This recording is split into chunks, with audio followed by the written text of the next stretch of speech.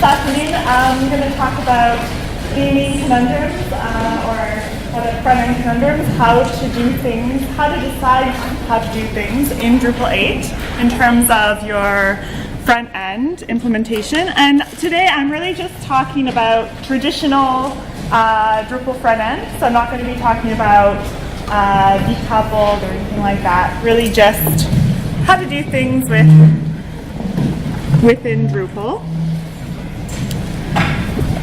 Before I get started, I'll just introduce myself. My name is Suzanne Dergacheva. I work at Evolving Web. We're based in Montreal. And I do a little bit of everything with Drupal. I run a Drupal training program. I get to manage some Drupal projects, and I work as a front-end developer. And you can follow me if you want. My Twitter handle is Suzanne_Kennedy. So that's me. At Evolving Web, we work with lots of different types of clients in the higher education space, with big organizations, with some small nonprofits, so a little bit of everything. And yeah, we do lots of different types of Drupal work. And if you're interested in Drupal 8 training, just as a bit of a plug before I get started, we have some online courses coming up in the next couple months. We also do in-person training, but we don't have anything scheduled on the West Coast. So if you want to learn some more Drupal, you can come talk to me after. I have some coupon codes up here, and I also have some stickers. So come grab those on your way out.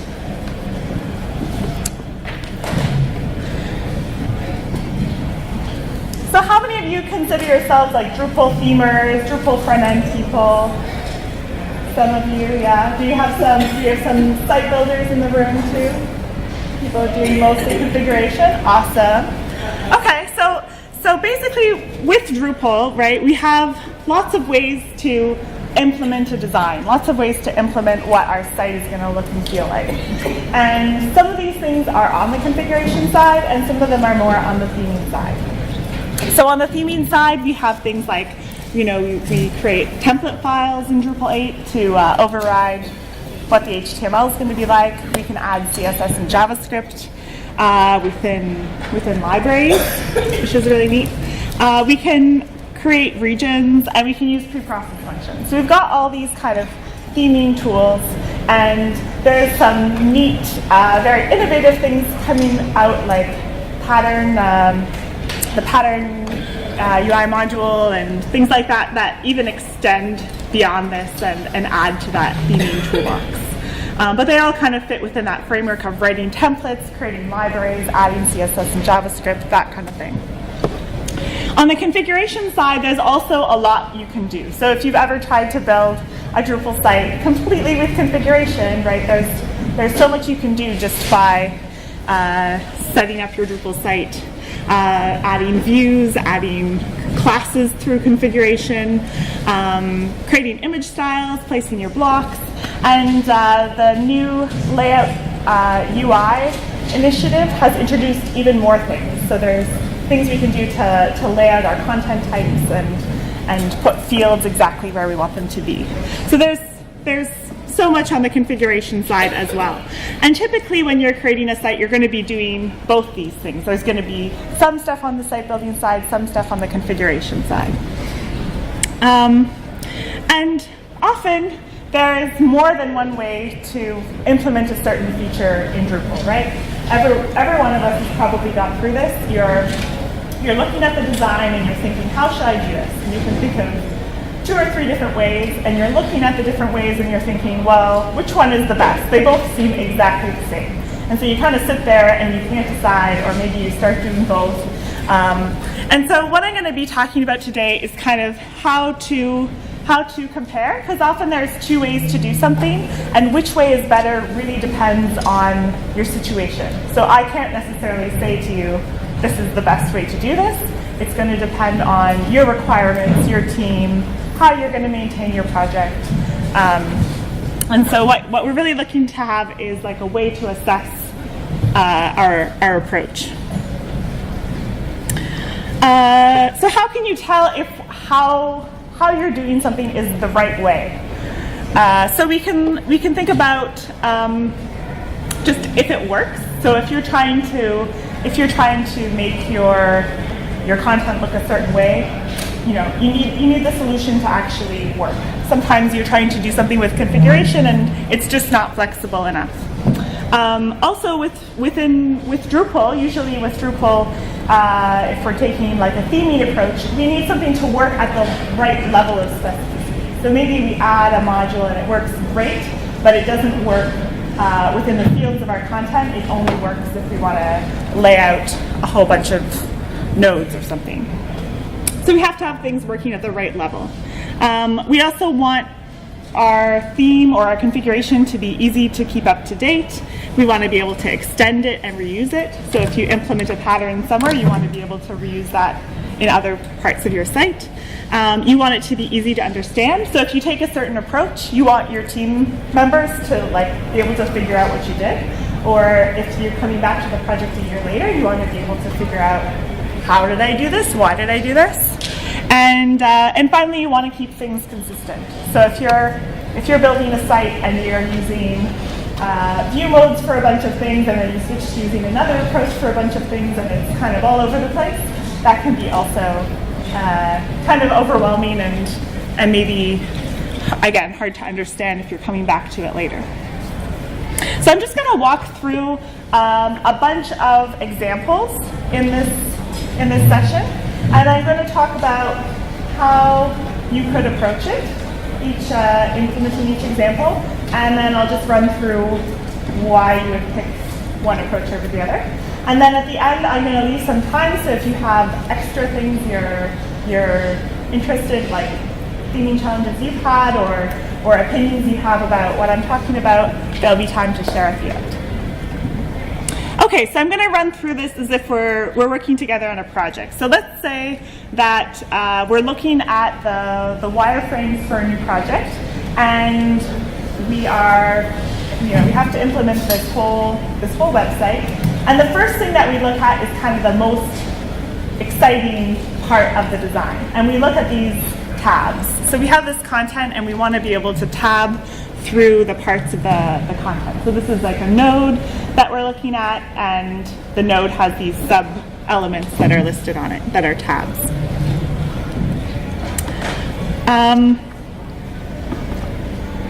So if you're looking for like a configuration approach, the first thing you might do is look for a module. Like, there must be a module that lets me add tabs to my content, right? So you start looking for a module, maybe something that adds some JavaScript and allows you to implement this interface. And then maybe if you're really into theming, you're thinking, well, actually, I could just add a library to my theme to put in the JavaScript that I need. I don't necessarily need to add a module to do that. And then I can configure the JavaScript with my own custom JavaScript file and add the classes through the template that I need. So you're thinking about adding a template or maybe a couple templates to set up these tabs, and then putting in your JavaScript and your custom JavaScript file into a library in your theme, and then actually writing the CSS, or if you have CSS already, maybe through a framework you're using, you can have those classes in place. So the configuration approach is nice because it seems easy. It seems like, okay, that way I don't have to write all these templates and figure it out. If I have a module, maybe that's just going to solve the entire problem for me. So it's sort of a more simplistic approach. But on the theming side, you're going to have a lot more options, and you're going to have a lot more control over how the JavaScript is used and also how your content is structured. So if you do the theming part yourself, you get to decide how these tabs of content are stored as part of the content type. So you could pick to use fields to do it. You could do it with paragraphs. You could do it totally custom and just put different fields in the different tabs. And you would have complete control over the content side. So you get more flexibility from that perspective as well. And then just in terms of implementing a library yourself, if you're downloading, let's say you're using jQuery UI tabs, right? Then you get to pick all the options for that. You don't have to go with the options that are just provided by a module. So if you've ever configured a module that adds JAVASCRIPT in Drupal, often there'll be a lot of checkboxes, a lot of options, but there'll always be things missing that you could do if you had your own custom JavaScript file. Okay, so you make a decision on that, on the tabs, and you carry on, and you're looking through the designs, and you come across these big banners. So everyone has done this on websites, right? Put up your hand if you've had to implement some kind of big banner background, title of the page. I don't see enough hands. It's probably all of you. All of us have done this. Yeah. So you're trying to implement this, and you're trying to figure out what the best way to do this is. So maybe if you really like views, how many of you love views? So I have some colleagues, I know some folks who like, whatever the problem is, they're like, let's just use views. It'll do everything. So you might create a view to do this, right? You could say, okay, at the top of all of these pages, we need to have the banner image for the page and the title and a bunch of extra fields. So we can assemble all of these fields using a view, and then we can add a contextual filter and make it show up on the right page. So that's for sure going to work. On the other hand, you could create a template for your page title, because really the main thing showing up at the top here is the page title. So maybe we just want to have override the template file for this and add the extra content to it. So in that template file, we could pull in the extra fields from this node and then just print those out in the template file and theme the whole thing well, obviously we'd have to write some CSS as well. So either case, we'd have to write CSS, but on one side, the content's getting placed there by the view, and on the other side, the content's just getting placed there by a template file. So how many of you would go with the views approach? Just gotta raise your hand. Anyone like the template approach better?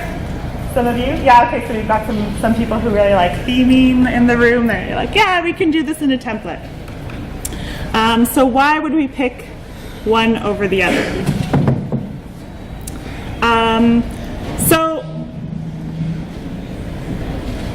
So a view is kind of nice because a view is something that more people can understand than a template file, I think. So with a view, you might think it's easier to go in and add additional fields in the future.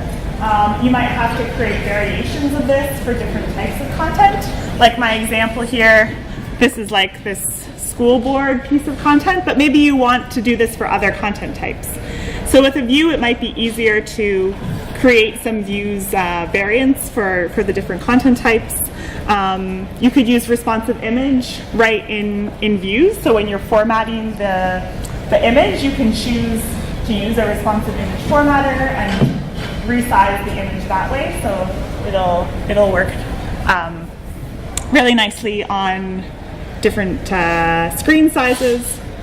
On the theming side, you're going to have kind of fewer moving pieces. Like everything's just going to be in that template file, and you don't have to like create a view and then place the view block and have all these different parts. So if you start placing everything on your site with views, you're going to end up with a lot more blocks, and then you have to just have all this additional configuration. So maybe your style, you want to put this right into the template. The other nice thing about the theming approach is that just in terms of writing the CSS, it might be a little bit easier to get the image to show up the way that you want as a background image if you're adding it directly as an inline image file through the template file.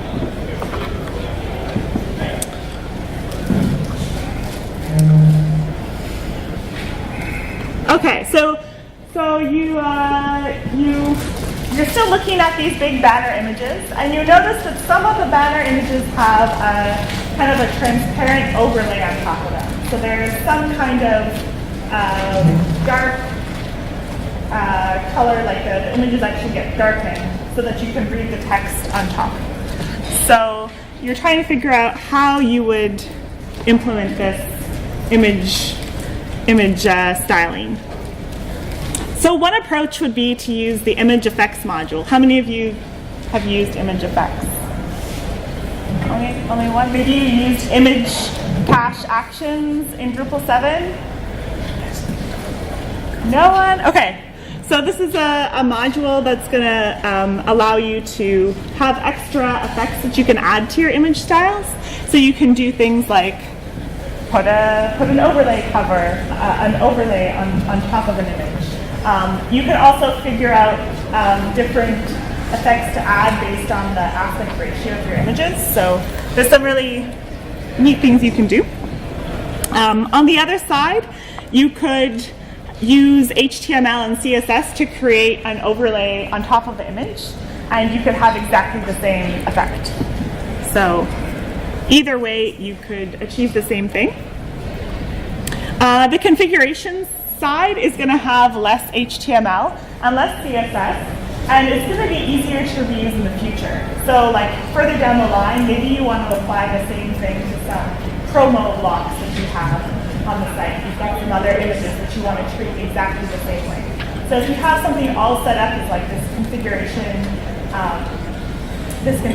in Drupal that you can just put onto other fields, it's going to encourage you to reuse that. Whereas if you take the theming approach, you have one less module to worry about.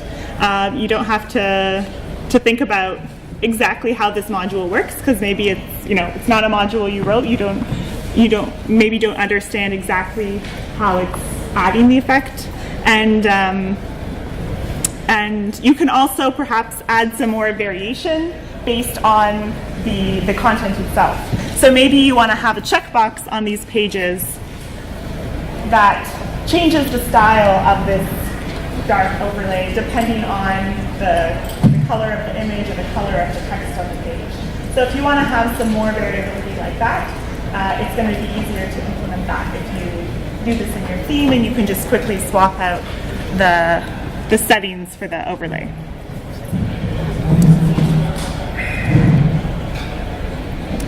Okay, so you carry on, you're looking through the designs, and you're looking more at the actual content of some of these pages. And you notice that there's some call-outs or some calls to action, and they appear as a grid on some of your pages. So maybe you have some landing pages, or maybe you have some just kind of info pages that have these 3-column bits of information. So these are kind of statistics, but they could kind of be anything. And so you're thinking of implementing these as fields. So you have some kind of field that's going to display each item. And you want to put these things into a grid. So on the configuration side, maybe you want to create these things with paragraphs. Maybe you want to create them with blocks. Of course, you could create some kind of custom field to hold the data as well. So you want to have some kind of component that you're printing in either case. And if you want to do this purely with configuration, it might occur to you, again, to use a view. So with a view, you could take these 3 items and print them on the page. And views in Drupal 8, has anyone used the grid format for views in Drupal 8? No one? You're all on Drupal 7. Drupal 8, you're making a view and you choose, I want to make it into a grid. Yeah, so if you're doing this in Drupal 7, you would actually get a lovely table, and it would not be what you want. Not be responsive. Wouldn't be responsive, and yeah, so it's like, so to this thing where you're just like, grid and views, I don't want to use that. But the grid in Drupal 8 is going to set up divs for this content, and you get control in the configuration over classes. So you could add a class to each item. So if you have classes in your theme for setting up a grid, you can just put those right in the configuration and your grid is going to be all set to go. So that's one nice option for putting content in the grid. On the theming side, you could create a template file. So often in Drupal 8 theming, when you're adding classes to your content, the way to do it is usually to add a template file. So you can have a template file to display this multi-valued field with the three items, and then you can add the class around each item in that template file.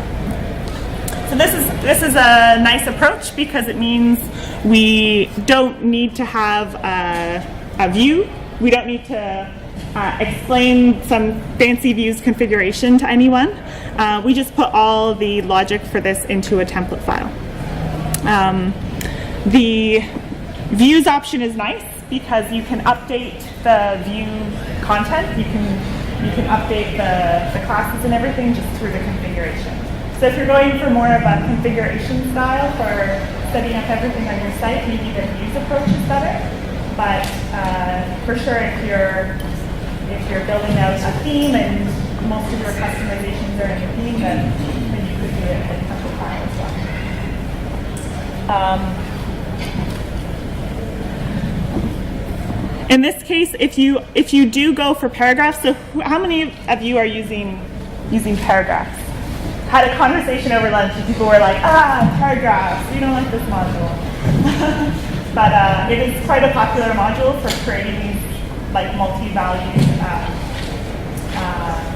field components where like each one of the items in the grid has 3 values, right? So setting up basically like a compound field, paragraphs is a great option for that. And paragraphs and views, though, like they don't always work super well together, and so it might be easier to set this up if you're using the template approach.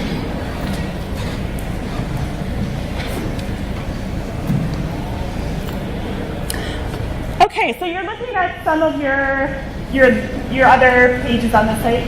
Maybe some of them are more marketing style pages. So these pages have calls to action on them, and the calls to action have specific styling. So they don't all look the same. They're not like the three column thing you just looked at. Each one kind of, well, they have basically styling variations. Some of them have different background colors or different alignments, maybe different background images. And so we want to have ways of styling these components differently.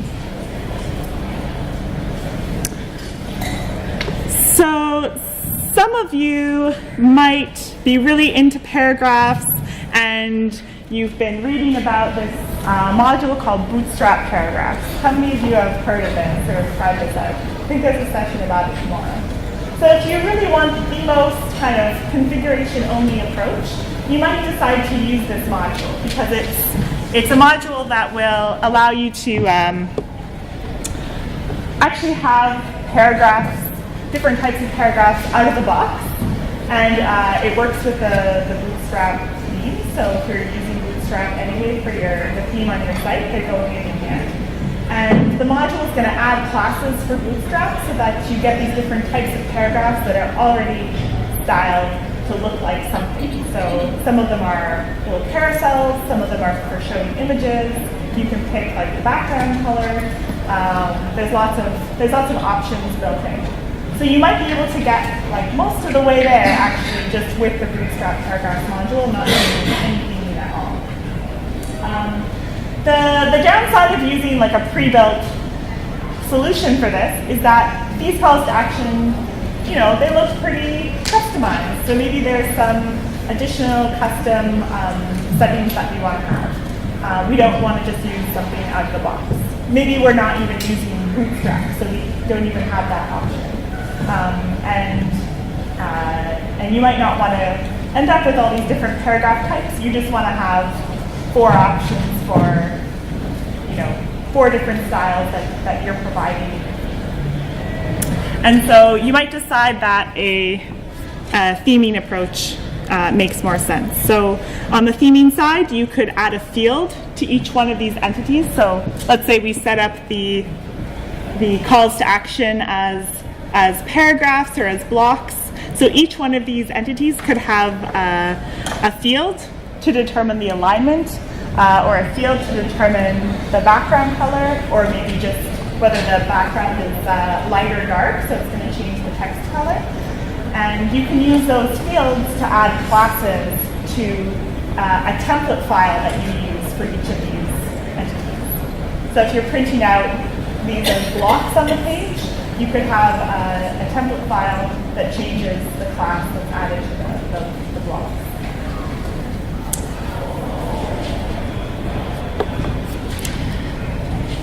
And so like I was saying before, one option, the configuration option, gives you this really nice out-of-the-box solution, but the theming approach is going to give you just more custom control and the ability to add whatever classes you want.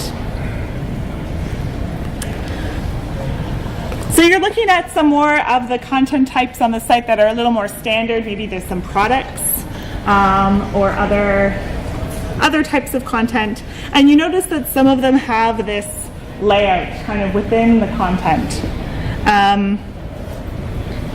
So you're thinking of how to get fields in content into maybe 2 columns, or maybe you have another layout with a section at the top and then a couple columns and maybe a section at the bottom. So really like a layout that's customized to this content type. So if you're looking through the modules, like maybe you're just on your modules page, you're thinking, what module could I use for this? I've heard of Display Suite, I know there's panels. There's also a couple modules built into Drupal core that are fairly new. Has anyone used Layout Discovery or Field Layout? These modules?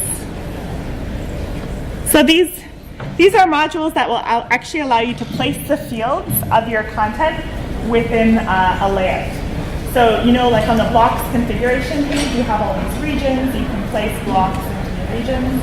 So it's kind of like this, except you can do it with fields within your manage content, manage display tab on your content type. So that's one way to do it. And optionally, you can provide, if you're using these modules, you can provide your own custom layout in your theme. So any theme or module can define layouts, and you can then make those available in the configuration. Well, they're available automatically because of the layout discovery module. If you just wanted to do it completely with theming, you could create a node template for whatever content type, product or event or whatever it is. And you can, instead of just displaying all your content together, because by default in that node template you just have all your fields printed out together, you can break up your fields. So the Twig templating system in Drupal, that you have a without filter that you can use to say, you know, I want to print out most of my fields in this area, but I want to exclude a couple of the fields and print them out separately. So you can break up that content and then have like different, basically mini regions within the template file where you're placing your fields. So you can really get the exact same result with these 2 approaches. The nice thing about using the configuration approach is that it's going to maybe make it easier to reuse the same layout across multiple content types and to just change the field placement. So you're maybe having that 2-column display on a bunch of your content types because the design is consistent everywhere, and you're just using the configuration to place the fields. And on the theming side, it's nice because, again, you just have fewer modules you have to turn on. Even though the modules are in core, you know, maybe you just want to avoid adding anything else. And it's maybe going to be easier for you to do other field manipulations if you're using a template file. So if you want to put the fields into a layout, but you also want to change the markup around the fields, then you're going to be writing a template file anyway, so maybe you just want to do that with that approach.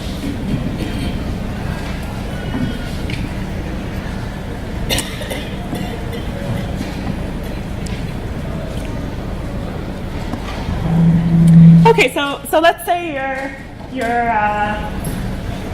you're looking through some more of the designs that you're working on, and you come across these pages. So this is a book page on this website, and the book page has a lot of fields on it. So these books have all this metadata associated with it.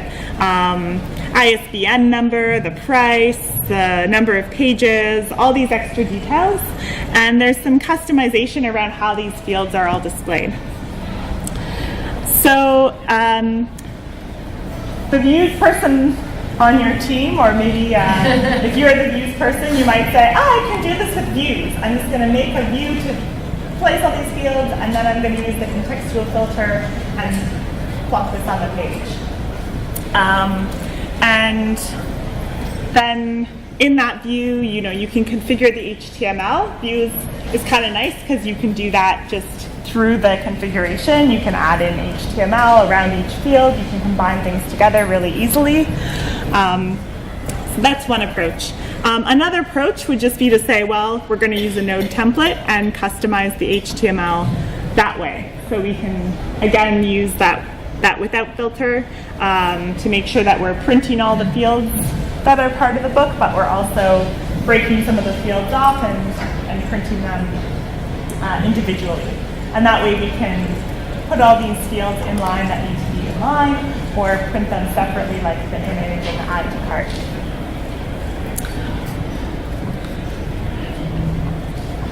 So views is always this tempting choice because you get really fine-grained control of each field.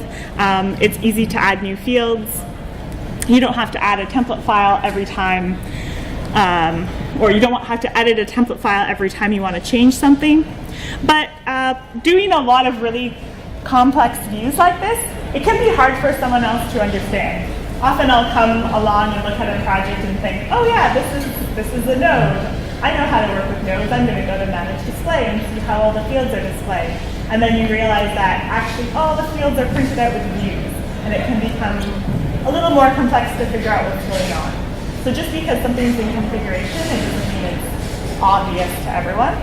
And so the template approach is nice because all your customization is in one place. And again, if you're taking this approach of using templates throughout your theme anyway, then whoever is working on the project will know to look in the template files.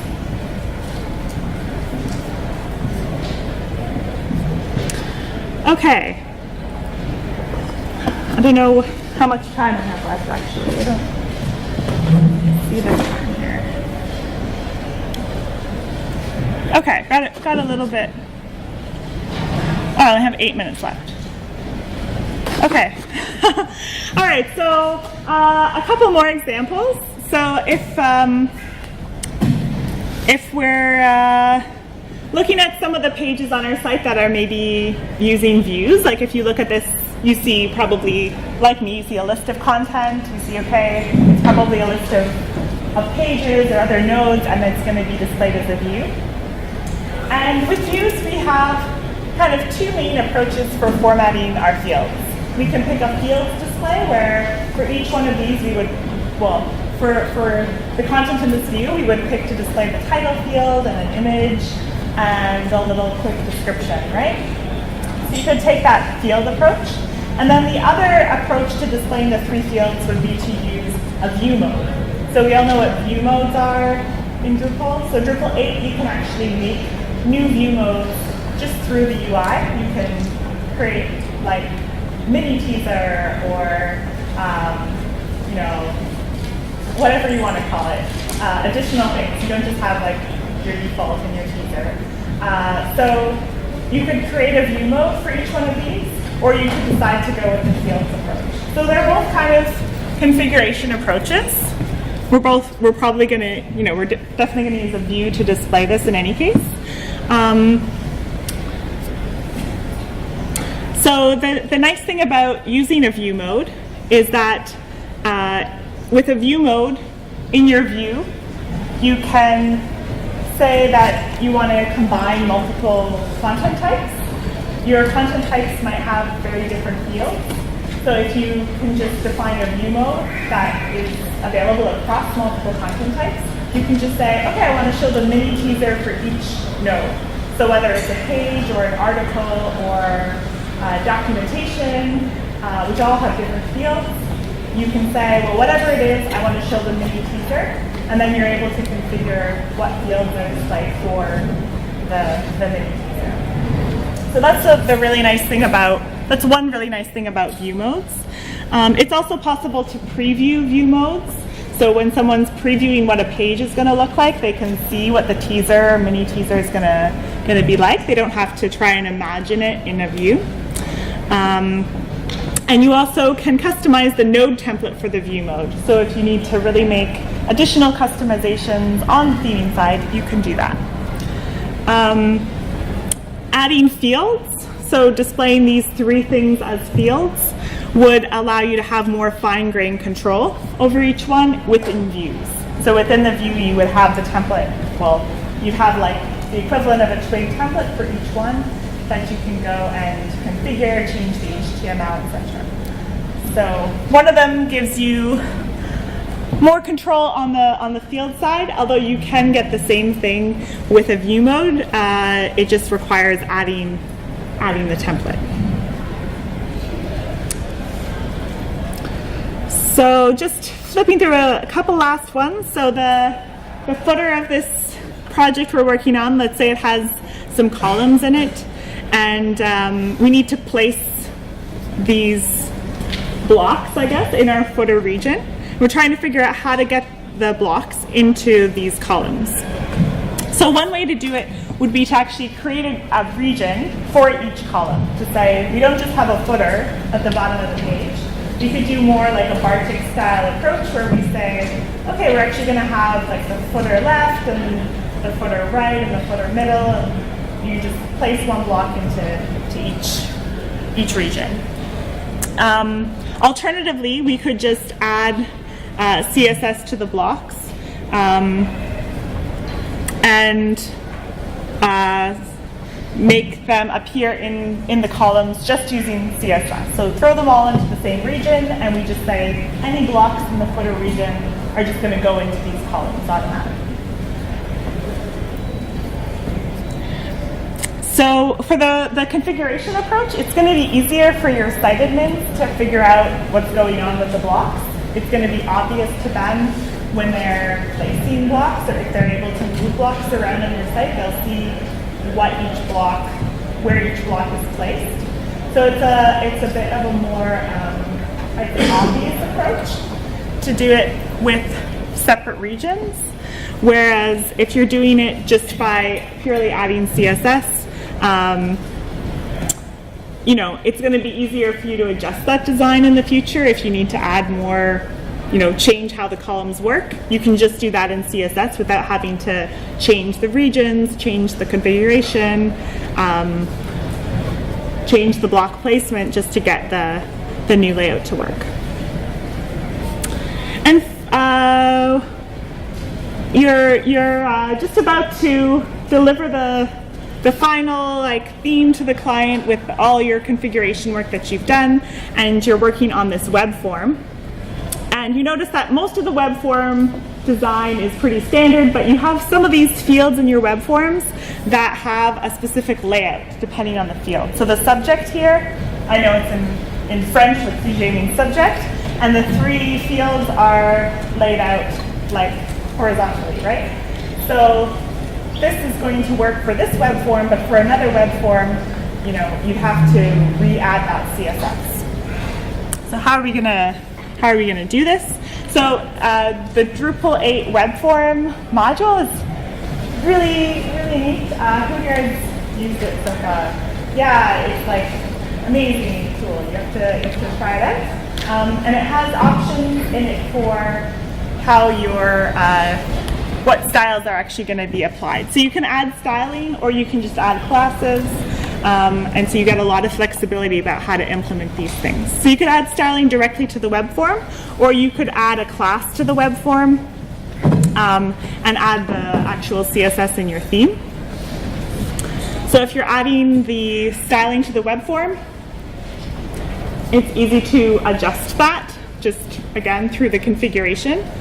But if you're adding it through through CSS, it's going to be maybe easier to apply the same CSS to multiple forms. So if you wanted to get the same effect on a bunch of other forms on your site, you could just write the CSS in one place and change the classes to make sure it's applied correctly. And I don't know if this has ever happened before to you, but just before you hit send on the email to say, I finished my theme, I'm all done, you realize that you forgot this layer in the source Illustrator file that shows you that you actually have a mega menu. And you're like, oh yes, a mega menu, my favorite thing.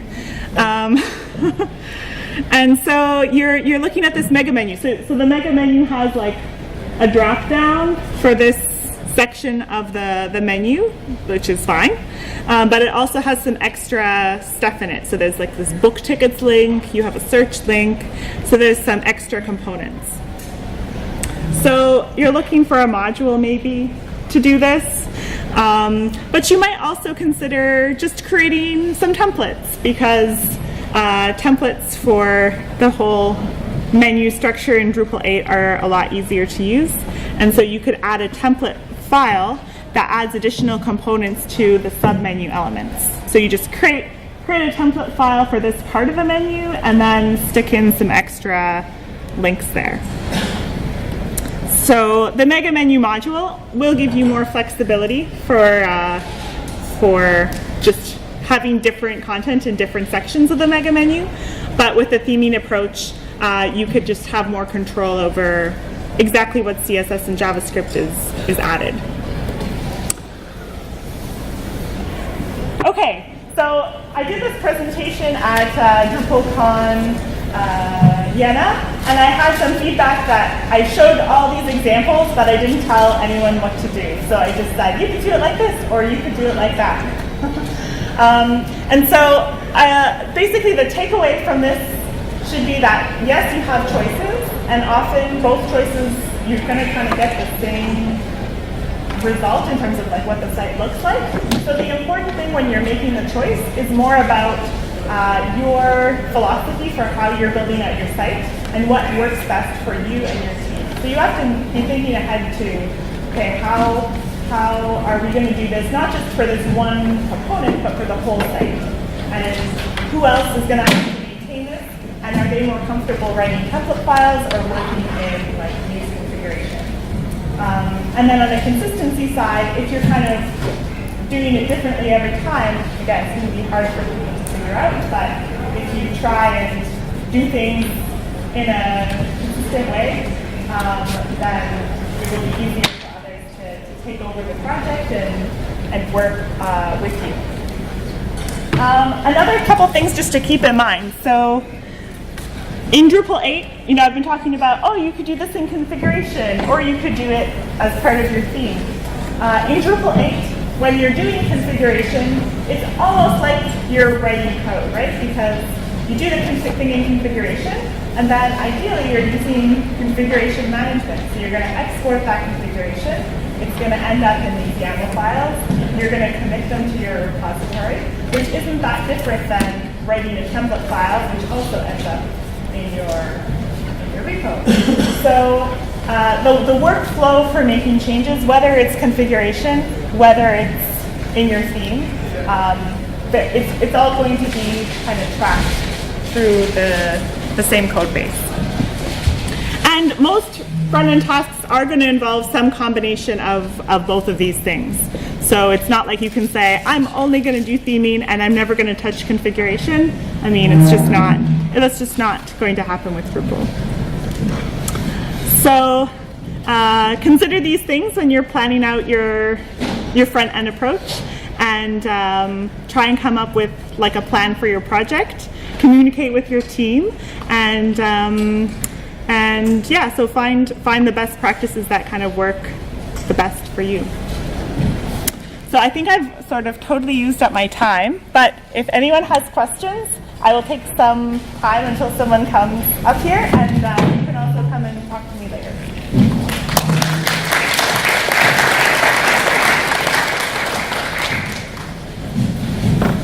Yes?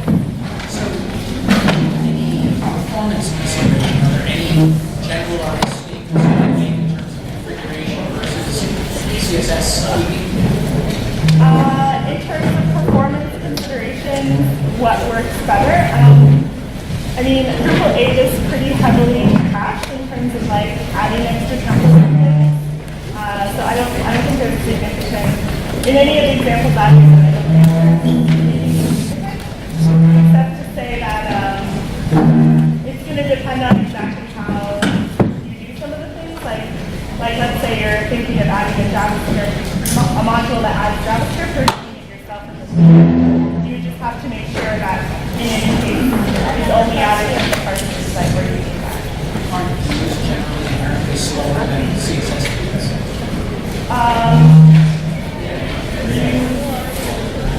I don't think necessarily. You have to take a look at the exact case.